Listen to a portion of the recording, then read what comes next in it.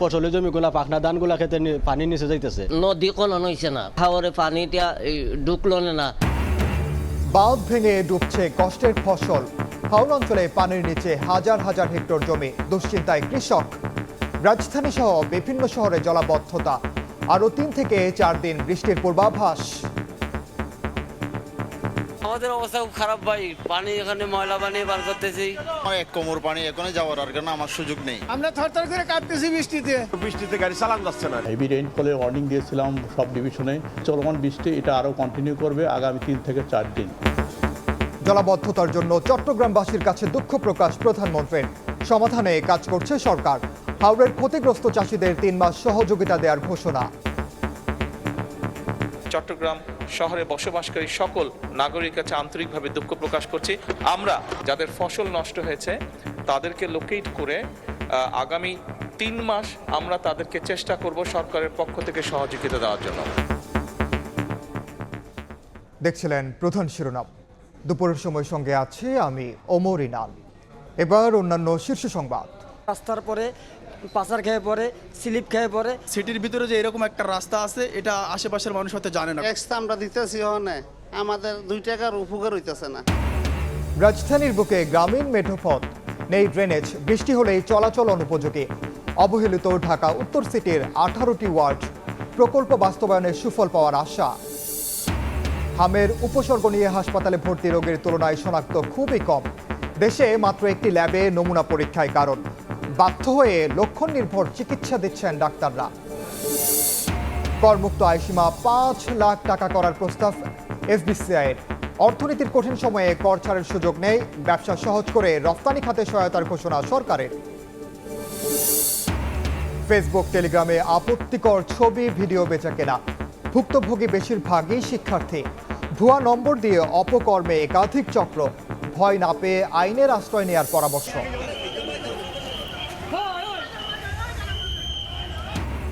ভারতের পশ্চিমবঙ্গে দ্বিতীয় দফার ভোটেও সংঘর্ষ।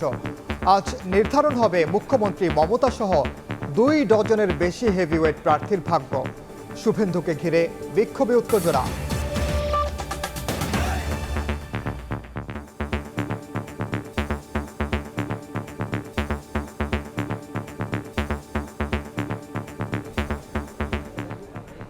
ভারী বৃষ্টি ও পাহাড়ি ঢলে বাঁধ ভেঙে ডুবছে কৃষকের কষ্টের ফসল। সুনামগঞ্জে হাওর অঞ্চলে পানির নিচে হাজার হাজার হেক্টর জমি। এখনও সব ধান কাটা শেষ না হওয়ায় দুশ্চিন্তায় রয়েছেন কৃষক। মৌলভীবাজার ও নেত্রকোনায় তলিয়েছে নিম্নাঞ্চলও। থেমে থেমে বৃষ্টিতে বন্দরনগরীতে আজও জলচট। চরম দুর্ভোগে পড়েছেন বাসিন্দারা। এদিকে বজ্রপাতে 2 জেলায় প্রাণ গেছে 3 জনের।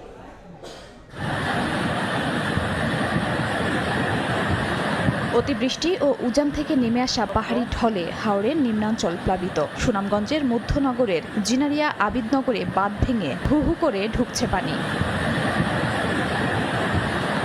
খরচার হাওর জুড়ে অথই পানি। তলিয়ে গেছে কৃষকের কষ্টে 10,000 হেক্টর জমির ধান। দেখার হাওর, নলুয়ার হাওর, ছায়ার হাওর সহ ছোট বড় বৃষ্টি হাওরে জলাবদ্ধতা দেখা দিয়েছে। টানা বৃষ্টি ও উজানের ঢলে সুরমা, কুশিয়ারা, জাদুকাটা ও বোলাই নদীর পানিও বেড়েছে। ধান কাটা শেষ না হওয়ায় দুশ্চিন্তায় কৃষক। মৌলভীবাজারেও সব নদ নদী ও হাওরের পানি বেড়েছে। জুড়ি নদীর পানি বিপদসীমার 236 সেন্টিমিটার উপর দিয়ে প্রবাহিত হচ্ছে। সদর উপজেলার একাটুনা ও আখাইকুড়া ইউনিয়নের শতাধিক হেক্টর জমির কাঁচা পাকা বোরো ধান পানিতে তলিয়েছে। কাশেমপুর পাম্প হাউস পানি নিষ্কাশন না করায় জলাবদ্ধতার কারণ বলে দাবি কৃষকের। বন্দরনগরী চট্টগ্রামেও থেমে থেমে বৃষ্টি বাড়িয়েছে দুর্ভোগ। বিভিন্ন সড়ক ও নিচু এলাকায় সৃষ্টি হয়েছে জলাবদ্ধতা। দুর্ভোগ লাঘবে ময়লা অপসারণের কাজ করে সিটি কর্পোরেশন। 1 ঘন্টার বৃষ্টিতে তলিয়েছে খুলনা নগরীর রয়্যাল মোড়, শিববাড়ি মোড়, টুটপাড়া সহ গুরুত্বপূর্ণ সড়ক। বৃষ্টিতে স্থবির হয়ে পড়েছে বরিশালের জনজীবনও। আগামী 5 দিন বজ্রসহ ভারী বৃষ্টির পূর্বাভাস দিয়েছে বরিশাল আবহাওয়া অফিস। ব্রাহ্মণবাড়িয়ার বিভিন্ন রাস্তাঘাটে পানি ওঠায় বেড়েছে দুর্ভোগ। গত 24 ঘন্টায় কিশোরগঞ্জে 160 মিলিমিটার বৃষ্টিপাত রেকর্ড করেছে আবহাওয়া অফিস। শহরের বিভিন্ন এলাকায় জলজটে চরম ভোগান্তিতে পড়েন স্কুল ও কলেজগামী শিক্ষার্থীরা। এদিকে বজ্রপাতে 2 জেলায় 3 জনের মৃত্যু হয়েছে। খাদিজা স্বপ্না, সময় সংবাদ। এই মুহূর্তে চট্টগ্রামে আছেন সহকর্মী শফিকুল আলম এবং সুনামগঞ্জে হিমাদ্রি শেখর ভদ্র। সরাসরি প্রথমে যাচ্ছি শফিকের কাছে। শফিক, চট্টগ্রামের যে জলাবদ্ধতা সেটি কিন্তু ঘণ্টাখানিক ধরে বৃষ্টি হচ্ছে, সেই জলাবদ্ধতা আবারও শুরু হয়েছে। আমরা এই মুহূর্তে এই জলাবদ্ধতা পরিদর্শনে দেখলাম city mayor doctor Shahadat Hossain এই মুহূর্তে রয়েছে, সেই জলাবদ্ধতার পরিদর্শন করতে এসেছেন এবং কিছুক্ষণ আগে কিন্তু সংসদে তারেক রহমান কিন্তু এই জলাবদ্ধতা নিয়ে কথা বলেছিলেন এবং তিনি এই জলাবদ্ধতার সমাধানে নানা বিষয় তুলে ধরেছেন। আমরা এই মুহূর্তে একটু চট্টগ্রাম সিটি কর্পোরেশনের মেয়র ডাক্তার শাহাদাত হোসেন রয়েছে, আমরা তার সাথে একটু জানতে চেষ্টা করবো আসলে নগরবাসী একটু রেহাই চাচ্ছে, আপনারা কি পরিকল্পনা নিচ্ছেন? আসলে জলাবদ্ধতার মূল যারা কাজ করছে সেনাবাহিনী এবং চট্টগ্রাম উন্নয়ন কর্তৃপক্ষ, এটা আসলে চট্টগ্রাম সিটি কর্পোরেশনের কোনো প্রকল্প না, কিন্তু মেয়র হিসাবে এটা আমার একটা দায়িত্ব আছে, যেহেতু আমাদের মাননীয় প্রধানমন্ত্রী এটা বারবার এটা নিয়ে আমাদেরকে কাজ করার জন্য বারবার ইনস্ট্রাকশন দিচ্ছেন। আমরা মাননীয় প্রধানমন্ত্রীকে ধন্যবাদ জানাচ্ছি। আমরা এখানে এসে যেটা বারবার দেখছি যে এখানে ফাইল শিট যেগুলি শিট দেওয়া হয়েছে, লোহার শিট, যেটা আপনার জলাবদ্ধতা প্রকল্পের অংশ হিসাবে চট্টগ্রাম উন্নয়ন কর্তৃপক্ষ এবং তার আর্মি ইঞ্জিনিয়ারিং করছে, তারা যেহেতু এই কাজগুলো করার জন্য শিটগুলো রেখেছে, এই শিটগুলো দেওয়ার কারণে কি এই অংশে ওই প্রবর্তকের মুখ থেকে এই অংশ, এটা সামান্য একটা অংশ, এখানে জলাবদ্ধতার সৃষ্টি হচ্ছে। আমি তাদেরকে এই জন্য বলছি যে এই ফাইল শিটগুলো উঠিয়ে ফেলতে, তবে তারা বলছে এইগুলো একটু সময় লাগবে, যেহেতু এটা অনেক গভীরে তারা পতন করেছে এবং জলাবদ্ধতার অংশ হিসেবে তারা যেহেতু এটা করেছে, কাজে এগুলো উঠাতে একটু সময় লাগবে, যার কারণে এখানে একটা জলাবদ্ধতার সৃষ্টি হয়। তবে তারা বাঁধগুলো খুলে নিচ্ছে, যেহেতু 30টা বাঁধ তারা দিয়েছে হিজরা খাল এবং জামাল খান কালে এই বাঁধ খুলতে একটু সময় লাগছে, এই জন্য হয়তো আজকে কালকের মধ্যে তারা এগুলো কমপ্লিট করতে পারবে এবং আশা করি ইনশাআল্লাহ এই অংশটুকুতে আল্লাহর মধ্যে, কিন্তু যেখানে যেখানে বাদ নেই সেখানে কিন্তু কোনো সমস্যা হচ্ছে। ধন্যবাদ আপনাকে। আমরা মেয়রের সাথে এই মুহূর্তে কথা বললাম। আসলে পুরো নগরের যে বিভিন্ন যে নিচু এলাকাগুলো রয়েছে সেখানে জলাবদ্ধতা সৃষ্টি হয়েছে। তিনি বললেন আসলে এটি সিডিআর প্রকল্প, সিটি কর্পোরেশনের কোনো প্রকল্প না, তারপরেও তিনি মেয়র হিসেবে সে দায়িত্ব তিনি পালন করছে এবং কিছুক্ষণ আগে কিন্তু সংসদে তারেক রহমান এই বিষয় নিয়ে কথা বলেছেন। আসলে চট্টগ্রামের জলাবদ্ধতা নিয়ে যা যা করা প্রয়োজন সেটি তিনি করবেন এবং দেশবাসীকে একটু অপেক্ষা, অর্থাৎ চট্টগ্রাম নগরবাসীকে একটু ধৈর্য ধরার জন্য তিনি সংসদে সে প্রশ্নোত্তর পর্বে সেই বিষয়টি বলেছেন। আপনাকে জানিয়ে রাখি, গতকালকে চট্টগ্রামের এই যে এলাকা, এই যে এই প্রবর্তক মোড় 2 নম্বর গেট এবং মুরাদপুর এবং সব বিভিন্ন এলাকা কিন্তু জলাবদ্ধতার সৃষ্টি হয়েছে। সেটির প্রেক্ষাপটে কিন্তু গতকালেও কিন্তু সিটি মেয়র ডাক্তার শাহাদাত বিভিন্ন এলাকা পরিদর্শন করেছেন। আজকেও কিন্তু বিভিন্ন নালা নর্দমা এবং খালে জনগণের যেহেতু খুব, সেক্ষেত্রে সে জনগণের সাথে কথা বলার জন্য তিনি রাস্তায় নেমেছেন এবং এই জলাবদ্ধতা নিয়ে তিনি বিভিন্ন কাজের কথা জানিয়েছেন। তো এই ছিল আমার কাছে চট্টগ্রামের জামাল যে প্রবর্তক মোড়ে যে পানি উঠছে সেখানকার সর্বশেষ তথ্য। এখন আমরা চলে যাচ্ছি সুনামগঞ্জে।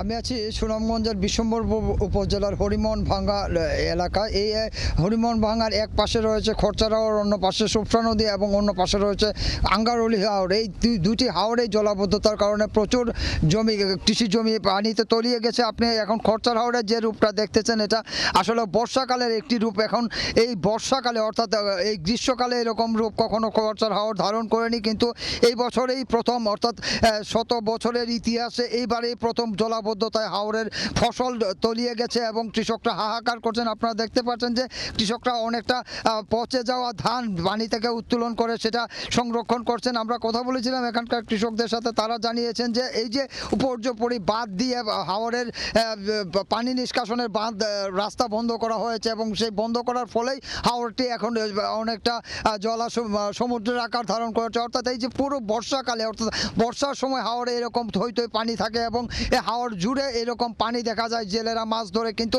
এটি আসলে বর্ষার কোনো রূপ নয়, এটি গ্রীষ্মকালেই হাওরে এখন সব পাকা ধান থাকার কথা ছিল, কিন্তু হাওরে এখন পাকা ধান নেই, হাওর ভরে আছে ভরপুর পানিতে। আমরা যদি আরেকটি দুঃসংবাদ দিই, কারণ স্থানীয়দের দেয়া মধ্যনগরের ঝিনারিয়া হাওরের একটি বাঁধ ভেঙে গেছে এবং সেই বাঁধ ভেঙে প্রায় 50 হেক্টরের মতো জমি পানিতে তলিয়ে গেছে। একইভাবে যদি জলাবদ্ধতার কথা বলি, সেই জলাবদ্ধতা কিন্তু এটি শুধু খরচার হাওরের রূপ নয়, সুনামগঞ্জের প্রায় ছোট বড় 20টি হাওরের এরকম জলাবদ্ধতা দেখা দিয়েছে। শুধুমাত্র হাওরের পানি নিষ্কাশন ব্যবস্থা ভেঙে পড়া, অর্থাৎ নদীগুলি খনন না করার কারণে এবং হাওরের যে পানি নিজস্ব পানি সরবরাহ চ্যানেল সেগুলো বন্ধ হয়ে যাওয়ার কারণে এই পানি এই অবস্থা তৈরি হয়েছে। আপনারা দেখতে পাচ্ছেন যে কৃষকরা কিভাবে কাঁচা ধান কেটে, অর্থাৎ এই ধানগুলি পানিতে নিমজ্জিত ছিল এবং সেই ধানগুলি নৌকায় কেটে এবং তীরে সংরক্ষণ করে এনে রেখেছেন। এবং আমরা কথা বলেছিলাম এখানকার কৃষকদের সাথে, তারা জানিয়েছেন যে এই হাওরগুলি রক্ষা করতে হলে আসলে এখন নদী খনন এবং খাল খননের বিকল্প কোনো কিছু নেই এবং হাওরের জলাবদ্ধতা দূর করতে গেলে অচিরেই যে ধরনের পদক্ষেপ নেবে সরকার, এমনটি তারা প্রত্যাশা করেন। তো সুনামগঞ্জের খরচার হাওর থেকে এই ছিল জলাবদ্ধতার সবশেষ। সরাসরি যুক্ত ছিলাম চট্টগ্রাম ও সুনামগঞ্জে। এদিকে মুষলধারে বৃষ্টিতে শুরু নাগরিক সকাল। স্বস্তির বদলে জনজীবনে নেমে আসে ভোগান্তি। বিভিন্ন সড়কে জলাবদ্ধতায় দুর্ভোগে পড়েন রাজধানীবাসী। গণপরিবহন সংকটে গন্তব্যে পৌঁছাতে বিপাকে পড়েন শিক্ষার্থী ও কর্মজীবীরা। বৃষ্টির দাপটে টান পড়েছে খেটে খাওয়া মানুষের আয়ে। আবহাওয়া অধিদপ্তর বলছে বৃষ্টিপাত চলতে পারে 1 সপ্তাহ। ঘন কালো মেঘ ভেঙে নগরীতে বৃষ্টির ঝাপটা। ঢাকায় মুষলধারে বর্ষণের শুরু বুধবার সকালে। প্রকৃতি শীতল হলেও ভোগান্তি নেমে আসে নাগরিক জীবনে। সড়কে জলাবদ্ধতায় কমে যানবাহনের গতি। গণপরিবহন সংকটে গন্তব্যে পৌঁছাতে বিপাকে পড়েন শিক্ষার্থী ও কর্মজীবীরা। গভর্নমেন্ট একটু ওয়াটার ক্লগিং নিয়ে কাজ করতে পারে, তাহলে I think it could be better. রিক্সা পেতে সমস্যা হয়েছে, আর রাস্তাঘাটে পানি জমে গেছে, আর আজকে সকাল থেকে অনেক বৃষ্টি হয়েছে। পানি নিষ্কাশন ব্যবস্থা যদি ভালো থাকতো তাহলে এতক্ষণ পানি জমার কথা না। বৃষ্টির দাপটে টান পড়েছে খেটে খাওয়া মানুষের আয়ে। কাক ভেজা অবস্থায়ও জীবিকার তাগিদে ছুটতে থাকেন সব প্রতিকূলতাকে উপেক্ষা করে। আমরা থরথর করে কাঁপতেছি বৃষ্টিতে গাড়ি চালানো যাচ্ছে না। আবহাওয়া অধিদপ্তর বলছে বঙ্গোপসাগরে লঘুচাপের প্রভাবে 5 মে পর্যন্ত অব্যাহত থাকতে পারে বৃষ্টিপাত। 3 নম্বর স্থানীয় সতর্ক সংকেতের আওতায়ও দেশের সব সমুদ্র বন্দর। হেভি রেইনফলের ওয়ার্নিং দিয়েছিলাম সব ডিভিশনে। ইতিমধ্যে আমাদের যে রেকর্ড হয়েছে সবচেয়ে বেশি বৃষ্টি হয়েছে কিশোরগঞ্জের নিকলিতে 160 মিলিমিটার, তাছাড়া ভোলাতে 151 মিলিমিটার। যে চলমান বৃষ্টি এটা আরও কন্টিনিউ করবে আগামী 3 থেকে 4 দিন। তারপর যেটা হবে গ্র্যাজুয়ালি বৃষ্টি কমে যাবে, তাপমাত্রা বাড়তে থাকবে। দেশের সব বিভাগে ভারী থেকে অতি ভারী বৃষ্টি ও বজ্রপাত, দমকা হাওয়া সহ শিলাবৃষ্টির সম্ভাবনা রয়েছে বলে জানিয়েছে আবহাওয়া অধিদপ্তর। এম এ আজিম, সময় সংবাদ, ঢাকা। জলাবদ্ধতার জন্য চট্টগ্রামবাসীর কাছে দুঃখ প্রকাশ করেছেন প্রধানমন্ত্রী তারেক রহমান। সমাধানে সরকার কাজ করছে জানিয়ে নগরী পরিচ্ছন্ন রাখতে সবাইকে সচেতন থাকার আহ্বান তার। ভারী বৃষ্টি ও উজানের ঢলে ক্ষতিগ্রস্ত হাওরের কৃষকদের 3 মাস সহযোগিতা করার কথা জানান সরকার প্রধান। সংসদ অধিবেশনে প্রশ্নের জবাবে বলেন, ঢাকাকে ক্লিন ও গ্রিন সিটি করতে উদ্যোগ নিয়েছে সরকার। ফ্যামিলি কার্ডের মতো কর্মসূচিতে মূল্যস্ফীতি বাড়বে না, বরং শক্তিশালী হবে গ্রামীণ অর্থনীতি।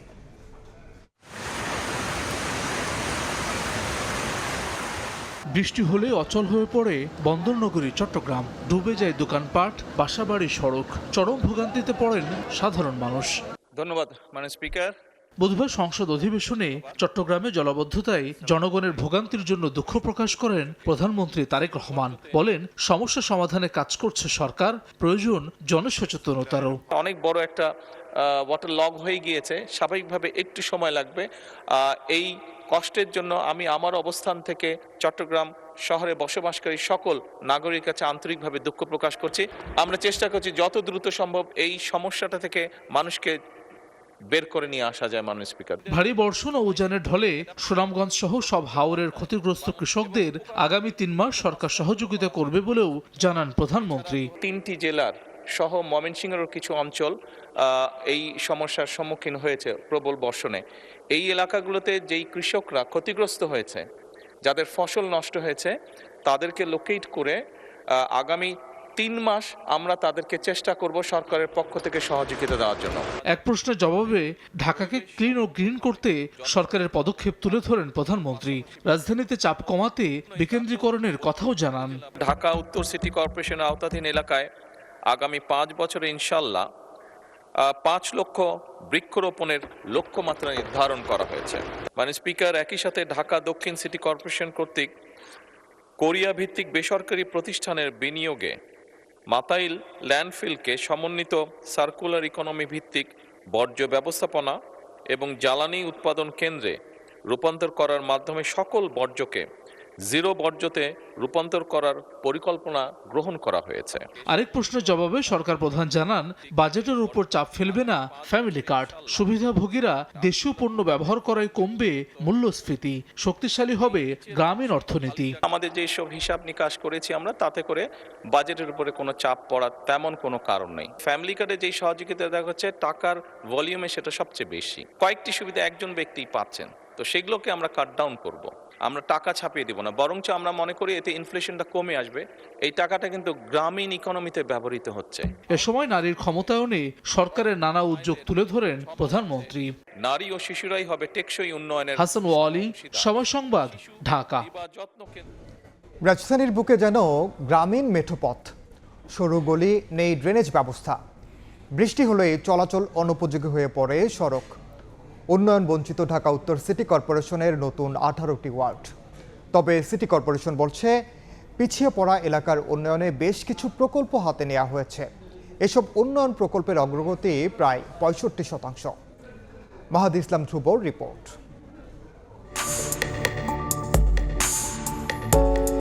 রাজধানীর গুলশান বনানী, পরতে পরতে যার আভিজাত্যের ছোঁয়া। পরিকল্পিত ড্রেনেজ, ঝকঝকে সড়ক, আধুনিক নাগরিক সুবিধা, কথা সাহিত্যিক মানিক বন্দ্যোপাধ্যায়ের ভাষায় ঈশ্বরের ভদ্রপল্লী। কিন্তু এর বিপরীত চিত্র কয়েক কিলোমিটার দূরেই ঢাকা উত্তর সিটির বর্ধিত দুটি ওয়ার্ড। এক বুক আশা নিয়ে এক দশক আগে ডিএনসিসির সঙ্গে যুক্ত হয় 18টি ওয়ার্ড। সিটি নির্বাচনে ভোট দিলেও গেল এক দশক ধরে জুটেছে শুধুই উন্নয়ন বঞ্চনা।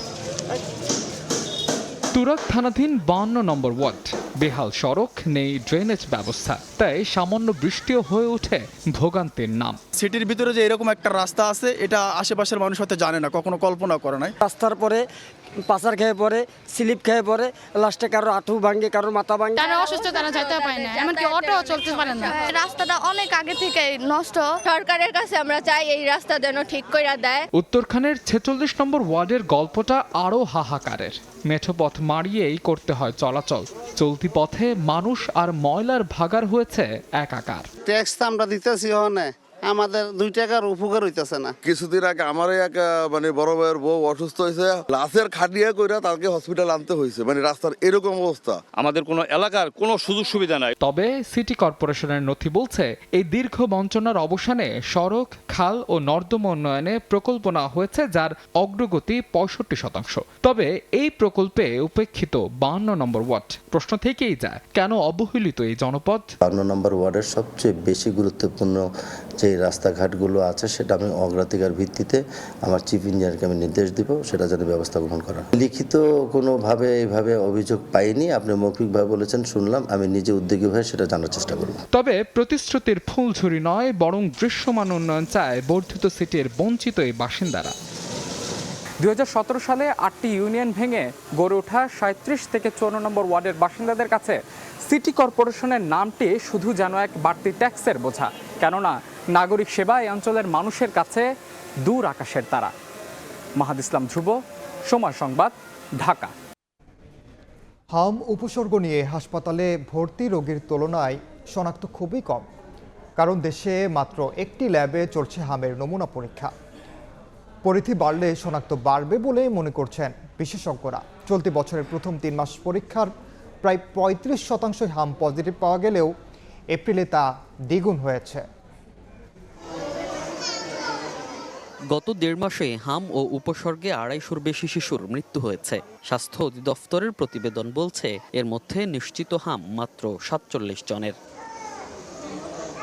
অধিদপ্তরের হিসাব মতে সন্দেহজনক রোগীর চিত্র একই। প্রায় 35,000-এর মধ্যে নিশ্চিত হাম শনাক্ত মাত্র 5,000-এর কাছাকাছি। হাম উপসর্গ নিয়ে হাসপাতালে ভর্তি হওয়া অধিকাংশ শিশুরই হয়নি নমুনা পরীক্ষা। জ্বর, ডায়রিয়া ও র্যাশের মতো উপসর্গ দেখে চলছে হামের চিকিৎসা। বুকে এক্সরে করা হয়েছে আর রক্ত পরীক্ষা করা হয়েছে। না, হামের কোনো পরীক্ষা হয়নি। বুকের এক্সট্রা করা হয়েছে, তারপর ওকে টেস্ট করা হয়েছে, টেস্ট করার পরে বলা হয়েছে যে ওর হাম হয়েছে।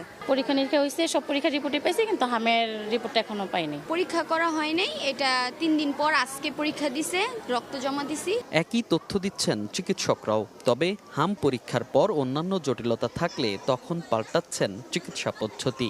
হামের রোগীকে আমরা ক্লিনিক্যাল ডায়াগনোসিস করে আমরা অবশ্যই হামের ফুল চিকিৎসা শুরু করে দিই। পরবর্তীতে যদি রিপোর্ট পাওয়ার ভিত্তি করে যদি দেখা যায় যেটা নেগেটিভ এসেও থাকে, কিন্তু ক্লিনিক্যাল সাসপেশন যদি দেখা যায় এটা আমাদের হাম, তাহলে আমাদের হামের চিকিৎসাই কিন্তু চলমান আছে। দেশে শুধু মহাখালীর জনস্বাস্থ্য ইনস্টিটিউটের জাতীয় পোলিও এবং হাম রুবেলা ল্যাবরেটরিতে পরীক্ষা হয় হামের। চলতি বছরের প্রথম 3 মাসে এ ল্যাবে পরীক্ষা হওয়া প্রায় 35% নমুনাই পজিটিভ এসেছে। এপ্রিলে এ সংখ্যা হয়ে যায় দ্বিগুণ। 3 মাসের স্যাম্পল আমরা পেয়েছি প্রায় 30 থেকে 35% পজিটিভ। মানে জানুয়ারি, ফেব্রুয়ারি, মার্চ সবগুলা স্যাম্পল এক করে সবগুলোর পজিটিভগুলো যদি আমরা যোগ দিয়ে তাকে পার্সেন্টেজ বের করি, আমরা দেখেছি যে 30 থেকে 35%। হামের নমুনা পরীক্ষার পরিধি বাড়ানোর সঙ্গে সঙ্গে প্রান্তিক পর্যায়ে চিকিৎসার বিকেন্দ্রীকরণের পরামর্শ বিশেষজ্ঞদের। মনির হোসাইন, সময় সংবাদ, ঢাকা। দুপুরের সময় আরও থাকছে। যুক্তরাষ্ট্রে হত্যার শিকার বাংলাদেশি শিক্ষার্থী লিমনের মরদেহ হস্তান্তর। দেশে ফেরত পাঠানোর প্রক্রিয়া শুরু। অভিযুক্ত হিসামের জামিন আবেদন নাকচ।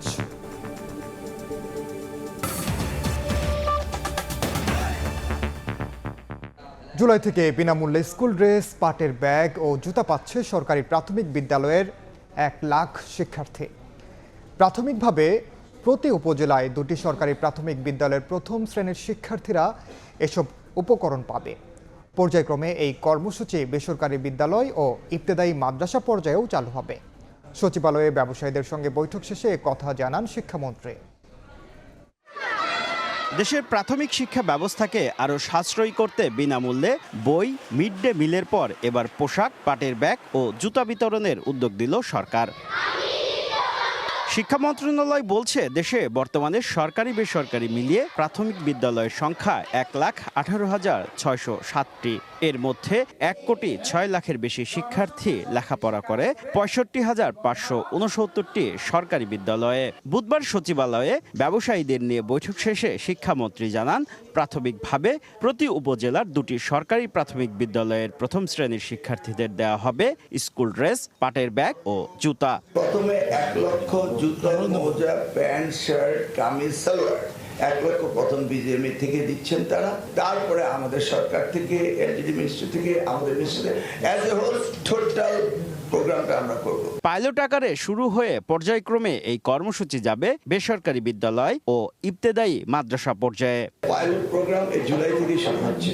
এটা সরকারি প্রাথমিক বিদ্যালয়ের জন্য শুরু করা হচ্ছে। আলটিমেটলি প্রত্যেকটি উপজেলার প্রত্যেকটি ছাত্রছাত্রীর কাছে আমরা এটা পৌঁছাবো। এ সময় শিক্ষা ব্যবস্থার উন্নয়নে সরকারকে সহযোগিতার অঙ্গীকার করেন বৈঠকে অংশ নেয়া ব্যবসায়ীরা।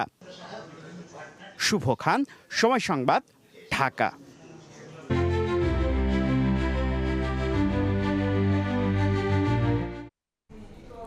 খাল খনন কর্মসূচির মাধ্যমে দেশে কর্মসংস্থান বৃদ্ধি ও প্রাকৃতিক ভারসাম্য ফিরিয়ে আনতে কাজ করছে সরকার। সকালে জাতীয় প্রেস ক্লাবের সেমিনারে কথা বলেন পানি সম্পদ মন্ত্রী শহীদ উদ্দিন চৌধুরী আনি। একের পর এক বৈশ্বিক চ্যালেঞ্জ এলেও জনগণের স্বার্থ গুরুত্ব দিয়ে সরকার কাজ করছে বলে জানান তিনি। মন্ত্রী বলেন, ভূগর্ভস্থ পানির স্তর নিচে নামার কারণে যে প্রাকৃতিক ভারসাম্যহীনতা তৈরি হয়েছে, খাল খননের মাধ্যমে তার সমাধান হবে। এ সময় প্রাকৃতিক দুর্যোগের ক্ষতি থেকে দেশের উপকূলীয় অঞ্চল রক্ষার প্রতিশ্রুতিও দেন পানি সম্পদ মন্ত্রী।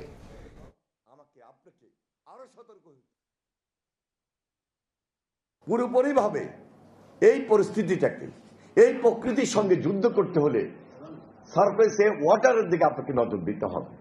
যার কারণে প্রেসিডেন্ট জিয়ার যে জনপ্রিয় কর্মসূচি খাল খনন কর্মসূচি, সেই দিকে আমরা নির্বাচনী প্রতিশ্রুতি অনুযায়ী বেশি জোর দিয়েছি।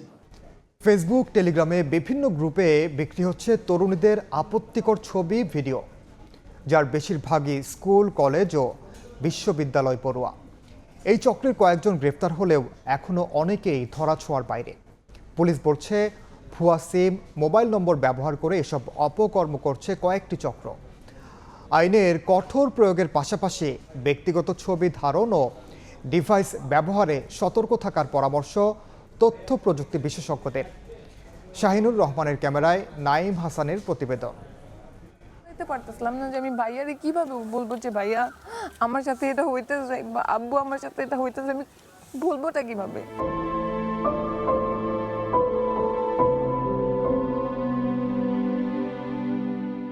বেসরকারি বিশ্ববিদ্যালয়ের এক শিক্ষার্থী, ধরা যাক তার নাম সাদিয়া, হঠাৎ করেই একদিন সকালে আবিষ্কার করলেন ব্যক্তিগত মুহূর্তের কিছু ছবি ছড়িয়ে পড়েছে টেলিগ্রামের একটি গ্রুপে, যে গ্রুপের সদস্য সংখ্যা 60,000-এরও বেশি। এই ঘটনায় থানায় মামলার পর জানতে পারেন সম্পর্ক ভাঙনের পর প্রাক্তন প্রেমিক টেলিগ্রামের বিভিন্ন গ্রুপে ছড়িয়ে দিয়েছেন ব্যক্তিগত মুহূর্তের ছবি, ভিডিও। আমার অজান্তে আমার ছবিগুলো ওর ফোনে রাখছে, 20-30টার মতো ছবি ছিল ওর কাছে। আমার খালতো বোন বসে যে তোর ছবি ভিডিও এগুলা পাবলিশড হয়ে গেছে, দেখ কিছু কর, পুলিশে জানা। আমি তো আমার পরিবারকে অনেক পরে জানাইছি এইসব ব্যাপার, আমি নিজেও জানাইনি, তারা দেখছে ব্যাপারটা, দেখার পর তারা জানছে। আমার তো বলার মতো সাহসই আসছিল না। সামাজিক মাধ্যমে ছবি ছড়িয়ে পড়ার পর সাদিয়ার শান্ত জীবনে নেমে আসে নরকের যন্ত্রণা। বাসায় আমাকে ব্লেম করতেছিল, এখানে আমার আত্মীয় স্বজন আমার বাবা মাকে একে কথাবার্তা শোনাইতেছিল, না পারতে আমি সুইসাইডাল হয়ে গেছিলাম। 2021 থেকে আজকে 26, আমি বেরই হইতে পারতেছি না এই জায়গা থেকে।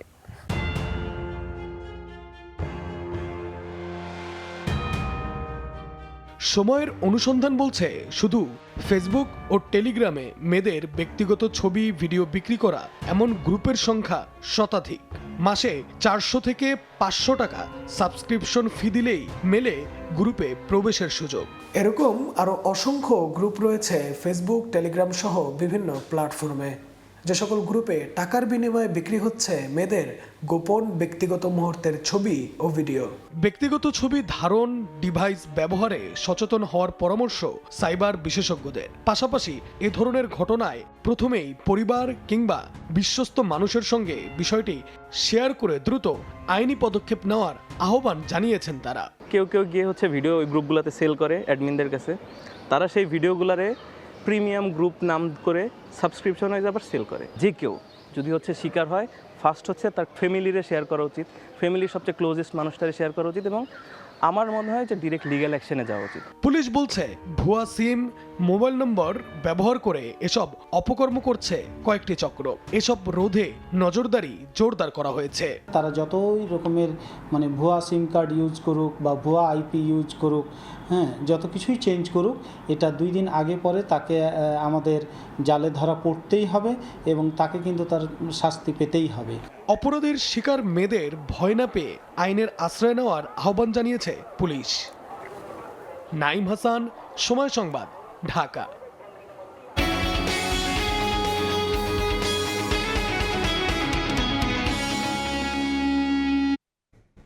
মধ্যপ্রাচ্য যুদ্ধের প্রভাবে জ্বালানি খাতে $4 বিলিয়ন অতিরিক্ত ব্যয়কে অর্থনীতির কঠিন সময় বলছেন অর্থমন্ত্রী। তিনি জানান, এমন অবস্থায় আসন্ন বাজেটে সব ক্ষেত্রে কর ছাড় দেবে না সরকার, তবে ব্যবসা সহজীকরণে আনুষঙ্গিক সব সুবিধা নিশ্চিত করার প্রতিশ্রুতি দিয়েছেন তিনি। বলেন, সম্ভাবনাময় যে কোনো রপ্তানি খাতকেই সহায়তা দেবে সরকার। বরাবরই লক্ষ্য পূরণে ব্যর্থ জাতীয় রাজস্ব বোর্ড চলতি অর্থ বছরের 9 মাসে প্রায় 1 লাখ কোটি টাকা রাজস্ব আয়ের ঘাটতির চাপ মাথায় নিয়েই প্রস্তুতি নিচ্ছে 2026-27 অর্থ বছরের বাজেট তৈরিতে। প্রতি বছরের মতো এবারও অংশীজনদের নিয়ে পরামর্শক সভায় সংস্থাটি। বুধবার হোটেল সোনারগাঁওয়ে আলোচনায় প্রস্তাব উঠে আসে মূল্যস্ফীতি বিবেচনায় করমুক্ত আয়সীমা 5.5 লাখ টাকা করার। করের হার না বাড়িয়ে করজাল বাড়ানোর পাশাপাশি সর্বোচ্চ কর হার 25% নির্ধারণের দাবি ব্যবসায়ীদের। অংশীজনরা বলছেন, জ্বালানি খরচ কমাতে ব্যাটারির মতো বিকল্প ব্যবস্থা রাখা সহ নগদ লেনদেনে শর্ত শিথিল করা প্রয়োজন। করমুক্ত আয়ের সীমা 5 লক্ষ টাকা এবং সিনিয়র সিটিজেন ও মহিলাদের ক্ষেত্রে, মহিলা উদ্যোক্তাদের ক্ষেত্রে 5,50,000 টাকায় নির্ধারণ করার সুপারিশ করছি বিসিসিআই এর পক্ষ থেকে। ব্যাটারি যদি ব্যবহার করা হয় বিকল্প গাড়িগুলোকে কনভার্ট করে, তাহলে খরচ 2% নেমে আসবে। বৈরী আর্থিক অবস্থায় জ্বালানি সমস্যা ও ব্যাংক ঋণের উচ্চ সুদহার ব্যবসার প্রতিকূলতা বলে মনে করেন বাণিজ্যমন্ত্রী। বলেন, অর্থনীতির স্বার্থে কর জিডিপির হার বাড়াতে চায় সরকার। জ্বালানি সমস্যা আছে, ব্যাংক ঋণের উচ্চ হারের সুদের সমস্যা আছে, দুইটাই নতুন ইনভেস্টমেন্ট না, বরং আমাদের অনগোয়িং বিজনেসগুলিকে সার্ভাইভ করানোর জন্য একটা বড় প্রতিকূলতা। ট্যাক্স জিডিপি রেশিও যদি আমরা বাড়াতে না পারি তাহলে তো এই দেশকে এগিয়ে নিয়ে যাওয়ার কোনো উপায় নাই। অর্থমন্ত্রী জানান, জ্বালানি খাতে উচ্চ ব্যয়ের চাপ পড়েছে সরকারি কোষাগারে। এমন অবস্থায় করের হার কমানো না গেলেও ব্যবসা সহজীকরণের আশ্বাস দেন তিনি। টাকার অবমূল্যায়নের কারণে 40% অনেকের ক্যাপিটাল ওয়াইপড আউট হয়ে গেছে এখানে। তার উপরে 13 থেকে 14% আপনার ইনফ্লেশনের কারণে আরও সে 10-20 চলে গেছে। তার মানে আপনার 50% ক্যাপিটাল ইরোশন হয়ে গেছে। মূল সমস্যা এখানে ক্যাপিটাল ঘাটতি হয়ে গেছে। এনবিআর চেয়ারম্যান বলছেন, নিয়ম নীতির জাতাকলে কর যাতে বোঝা হয়ে না দাঁড়ায় সেই দিক নির্দেশনা থাকবে আগামী বাজেটে। রেভিনিউর কমপ্লায়েন্সটা যত সহজ করা যায়, বিশেষ করে আমাদের অনেক ভাইরাই বলেছেন নতুন যারা আসবে তাদের জন্য যাতে এটা বার্ডেনসাম না হয়, আপনাদেরকে সাথে নিয়ে আমরা সেই চেষ্টাটা করব। MS আরেফিন, সময় সংবাদ, ঢাকা। বিএসটিআই সরকারি যে প্রতিষ্ঠানের সনদ ছাড়া বিক্রি করা যায় না মোড়কজাত পণ্য, অথচ সেই অনুমতি নিতেই খাম ছুটে যায়। সনদ পেলেও জুটে বাৎসরিক বড় অঙ্কের ফির চাপ। প্রতিষ্ঠানটির নানা চাওয়া মেটাতে গিয়ে ঝরে পড়ে অনেক উদ্যোগ, এমন অভিযোগ এসএমই থেকে বড় ব্যবসায়ীদেরও। অন্তরা সেনের রিপোর্ট। করোনাকালীন অনেকের মতো তনুশ্রীও ঘরে বসে শুরু করেন হোমমেড আচারের উদ্যোগ। বছর 4 আগে ঝক্কি ঝামেলার পর ট্রেড লাইসেন্স করাতে পারলেও এখনও নিতে পারেননি বিএসটিআইয়ের অনুমোদন। এই যে আলাদা আলাদা ফিস, এগুলো কিন্তু আমাদের জন্য অনেক বেশি বার্ডেন হয়ে যায়। এই কারণে বিএসটিআইটা করতে পারছি না সহজে। অতিরিক্ত ফি আর জটিল প্রক্রিয়ার কারণে অনেকেই মারাতে চান না সংস্থাটির পথ। বিএসটির নিয়ম হচ্ছে প্রতি মধুর জন্য আলাদা আলাদা লাইসেন্স করা, টাকা জমা দেওয়া, যে নিয়ম অনুসারে প্রতিটা ফ্লেভার প্রতিটা লাইসেন্স পরীক্ষা করতে, কিন্তু ওইগুলো তো আমরা ছোট উদ্যোগ আমাদের পক্ষে সম্ভব না। ওগুলো খাদ্যজাত যে কোনো পণ্যের জন্য বিএসটিআইয়ের গুণগত মান সনদ পেতে গেলে পেরুতে হবে 21টি ধাপ। প্রথমে আবেদন ও 1000 টাকা সহ জমা দিতে হবে প্রতিষ্ঠানের trade licence copy, tin certificate, কারখানার লেআউট সহ 8 ধরনের কাগজপত্র। এরপর কারখানা পরিদর্শনে গিয়ে পণ্যের নমুনা সংগ্রহ করে তা সিল করে দেবেন কর্মকর্তা। সিল করা নমুনা বিএসটিআইয়ের অফিসে গিয়ে নির্ধারিত টেস্টিং ফি সহ জমা দিতে হয়। এক্ষেত্রে একই স্বাদের একই পণ্যের আলাদা সাইজের বোতল কিংবা প্যাকেটের জন্য দিতে হয় আলাদা ফি। খাদ্যজাত পণ্যের জন্য যা 1200 থেকে 16,000 টাকা। এরপর ল্যাবরেটরি পরীক্ষায় উত্তীর্ণ হলে দেয়া হয় লাইসেন্স। কোনো পণ্য বিএসটিআইয়ের লাইসেন্স পাওয়ার পর সেই পণ্যের বার্ষিক উৎপাদন বা বিক্রির ওপর 0.07 থেকে 0.1% হারে প্রতি বছর সার্টিফিকেশন মার্ক ফি দিতে হয়। প্রতি বছরের হিসাবে এককালীন 3 বছরের জন্য দিতে হয় এই ফি, যা 1500 টাকা থেকে শুরু করে 35 লাখ টাকা পর্যন্ত হয়ে থাকে। এর সঙ্গে আবার যোগ হয় 15% ভ্যাট। র্যান্ডম ইন্সপেকশন অলওয়েজ করতে পারে, মার্কেট থেকে প্রোডাক্ট উঠিয়ে অলওয়েজ করতে পারে, বাট আমাকে যেন 3 বছরের মধ্যে একবার যেতে হয়, এই প্রসেসটা হওয়া উচিত। যদিও এ ব্যাপারে ভিন্ন তথ্য দিয়ে বিএসটিআর সার্টিফিকেশন মার্কস সিএম বিভাগের পরিচালক জানান, একটি ক্যাটাগরির পণ্যের জন্য একটি লাইসেন্সই যথেষ্ট।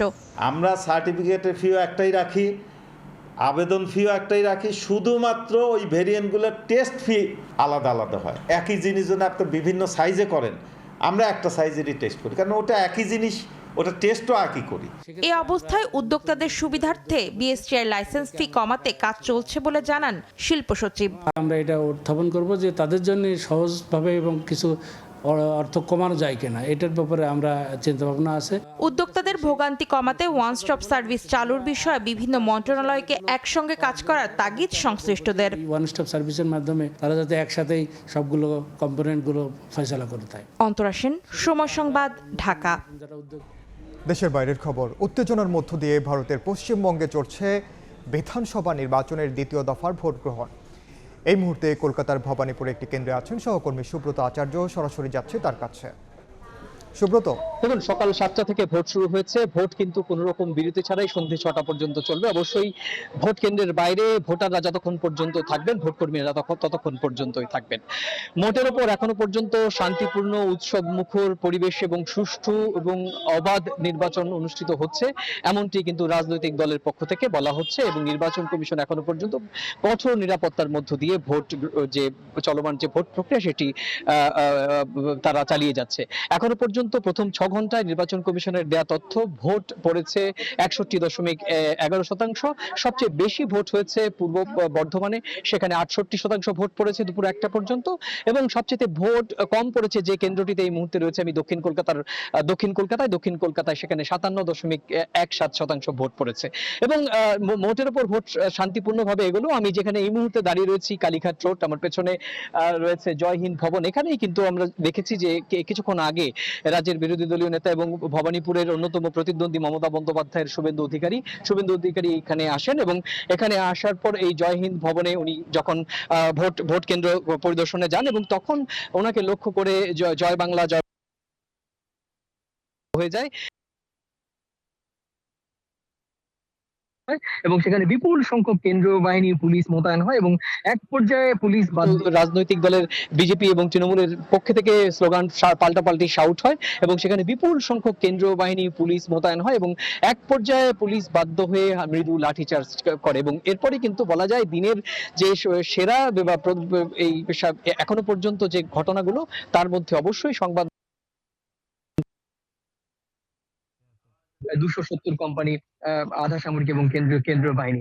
নির্বাচন কমিশন বলেছে ভোট অবাধ শান্তিপূর্ণ করার জন্য যতটা প্রায় 270 কোম্পানি, আধা সামরিক এবং কেন্দ্রীয় বাহিনী।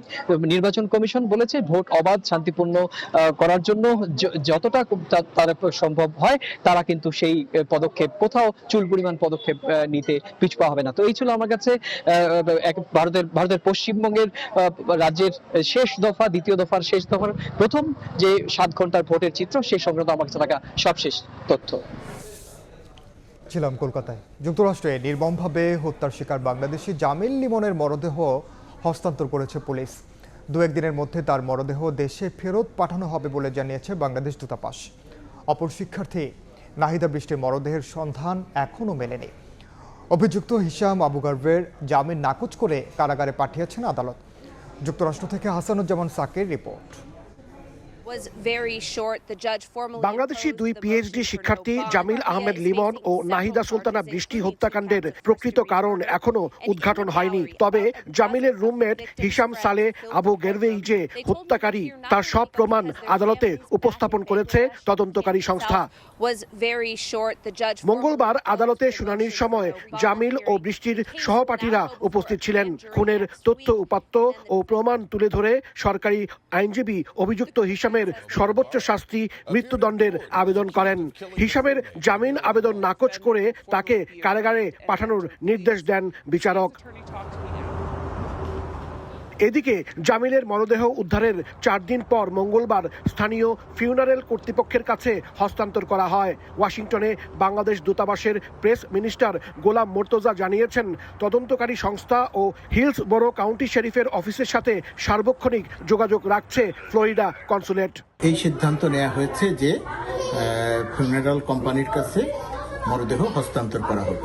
সেখানে মুসলিম রীতিতে সকল প্রক্রিয়া সম্পন্ন হবার পর মরদেহ দেশে পাঠানোর, অর্থাৎ বাংলাদেশে পাঠানোর উদ্যোগ নেবে। প্রেস মিনিস্টার জানান, একই ঘটনায় হত্যার শিকার অপর বাংলাদেশি শিক্ষার্থী নাহিদা বৃষ্টির মরদেহ শনাক্ত হয়নি। হাসানুজ্জামান সাকি, সময় সংবাদ, যুক্তরাষ্ট্র। খেলার খবর। 5 বছর পর নিউজিল্যান্ডের বিপক্ষে টি20 সিরিজ জয়ের হাতছানি বাংলাদেশের সামনে। তবে প্রবল বর্ষণে ম্যাচ মাঠে গড়ানো নিয়েই দেখা দিয়েছে শঙ্কা। এই মুহূর্তে চট্টগ্রামের বীরশ্রেষ্ঠ শহীদ flight lieutenant Motiur Rahman cricket স্টেডিয়ামে আছেন সহকর্মী পার্থ প্রতিম বিশ্বাস। সবশেষ খবর জানতে যাচ্ছি তার কাছে। বীরশ্রেষ্ঠ ফ্লাইট লেফটেন্যান্ট মতিউর রহমান স্টেডিয়ামে বাংলাদেশ ও নিউজিল্যান্ডের মধ্যকার দ্বিতীয় টি20 ম্যাচ অনুষ্ঠিত হবে কিনা এখন সেটি নিয়ে সংশয় দেখা দিয়েছে। তার কারণ হচ্ছে খেলা 2টা থেকে শুরু হওয়ার কথা ছিল এবং 1:30টায় টস হওয়ার কথা ছিল, সেক্ষেত্রে টসও হয়নি এবং নির্ধারিত সময়ে কিন্তু খেলা শুরু হয়নি। তার কারণ হচ্ছে গতকাল থেকেই কিন্তু বন্দরনগরী চট্টগ্রামে কিন্তু কখনো থেমে থেমে কখনো মুষলধারে বর্ষণ হচ্ছে এবং সেক্ষেত্রে আমরা দেখেছি গতকাল কিন্তু চট্টগ্রামের জনজীবন কিন্তু আসলে জলজটে কিন্তু স্থবির হয়ে পড়েছিল।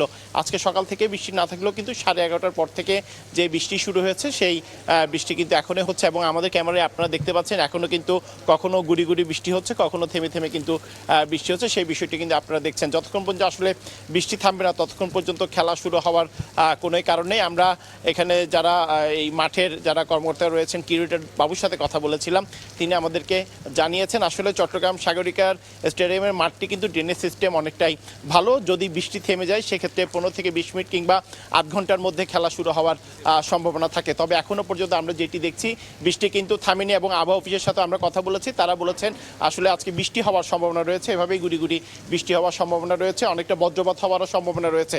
তো সেক্ষেত্রে আসলে যতক্ষণ পর্যন্ত বৃষ্টি থামবে না ততক্ষণ পর্যন্ত খেলা শুরু হওয়ারই কোনো আসলে সম্ভাবনা দেখা যাচ্ছে না। তো এই ছিল আমার কাছে এখনো পর্যন্ত সাগরপাড়ের স্টেডিয়াম থেকে এখানকার সর্বশেষ খবর। ছিলাম চট্টগ্রামে। উয়েফা চ্যাম্পিয়ন্স লিগের খবর। রেকর্ড 9 গোলের সাক্ষী হলো চ্যাম্পিয়ন্স লিগের সেমিফাইনাল।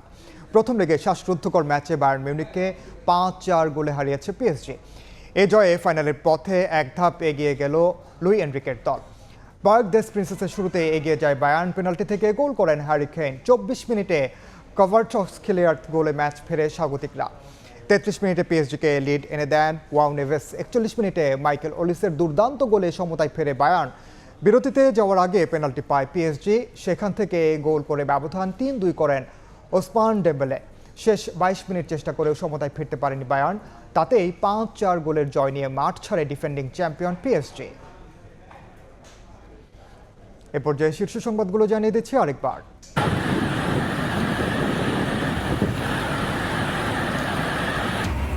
বাঁধ ভেঙে ডুবছে কষ্টের ফসল। হাওর অঞ্চলে পানির নিচে হাজার হাজার হেক্টর জমি।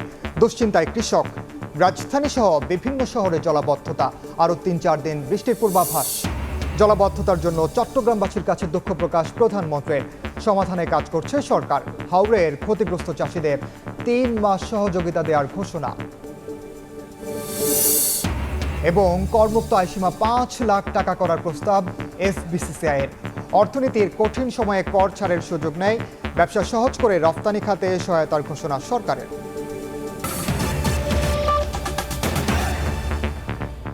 এই ছিল দুপুরের সময়। এরপর থাকবে বিভাগীয় সময়। সঙ্গে থাকুন সময়ে।